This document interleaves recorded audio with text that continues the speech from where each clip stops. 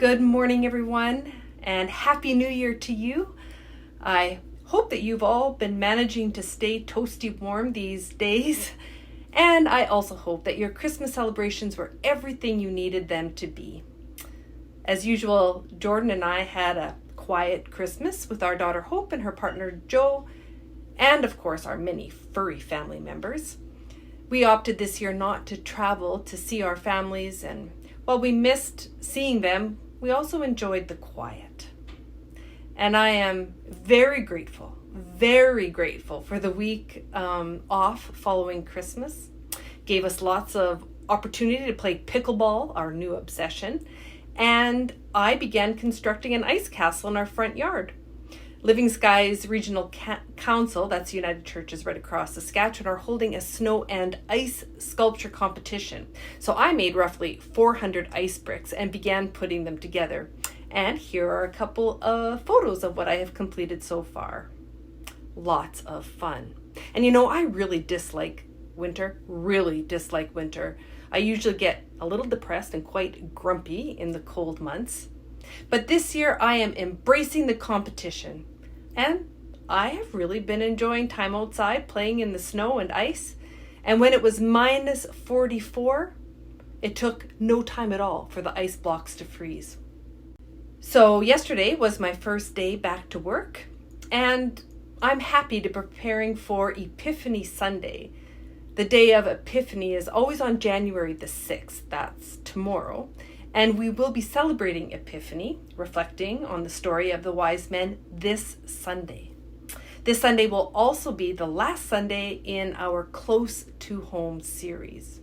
I've really enjoyed sharing this theme throughout Advent, Christmas, and now Epiphany. And I hope that you have enjoyed it as well. So the theme for Epiphany is Home by Another Way. And as I said, we will hear the story of the wise ones, or the Magi. Their travel to meet Jesus reminds us once again of the company God gathered to witness and worship the Christ child. Non-Jews, foreigners, outcast shepherds, strangers, unwed parents. These are the people who come to celebrate God in the flesh. And Herod, representing imperial power and violence, is kept away. How does this Epiphany story expand our imagination of how God creates home by another way? Who does God gather in?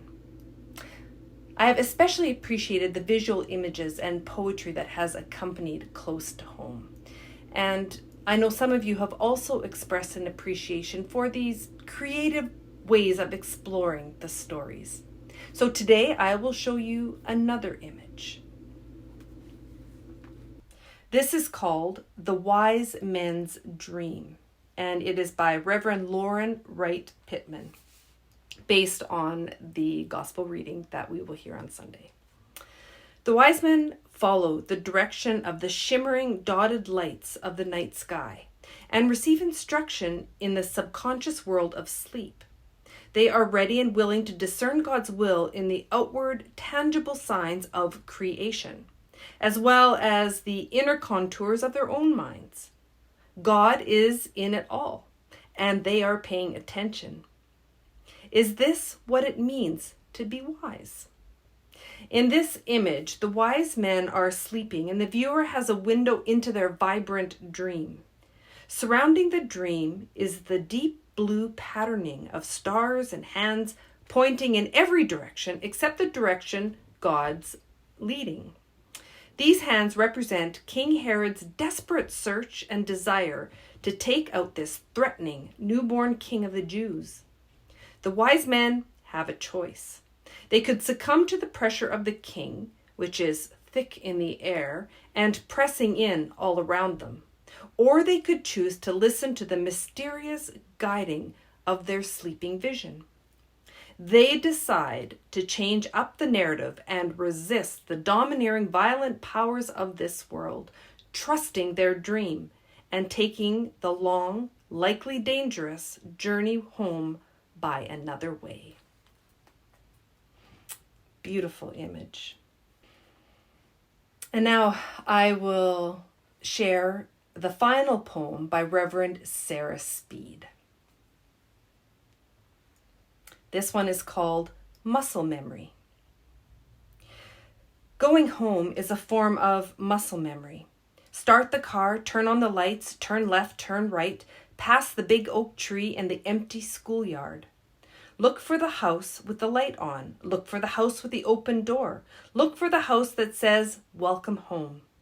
You'll know when you've arrived. That's the thing about muscle memory. But I am learning things of love. And home is not home unless all are welcomed. And muscle memory is not justice unless all are safe.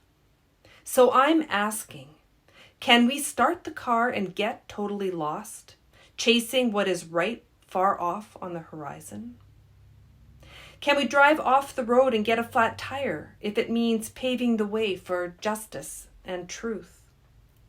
Can we circle the trees and miss the schoolyard completely if this new way home includes space for grace? Can we waste our time driving in circles if it gives us time to add people to the car? I am learning. Muscle memory and faith are not one and the same. So I am asking, will you start the car? Will you turn on the lights? Will you take a deep breath? It might be time to get lost. It might be time to find a new way home. We are finding a new way home. This pandemic has forced us to get creative about how we live our lives, how we live our faith. We haven't been able to rely on a lot of our muscle memory because we've had to travel many roads, take many paths that are new to us. Sometimes we felt lost or stuck or like we have a flat tire, but we keep moving forward and hopefully taking time to appreciate some of the newness, some of the learnings, some of the things we used to take for granted. Hopefully this time has helped us to open our hearts a little wider, to be more aware of our neighbors, to reach out, offer support and care to those who've been sick or isolated, to be more appreciative of the frontline workers, those who didn't have the option of working from home. And hopefully this time has also helped us to follow our own stars, lighting the way to Christ.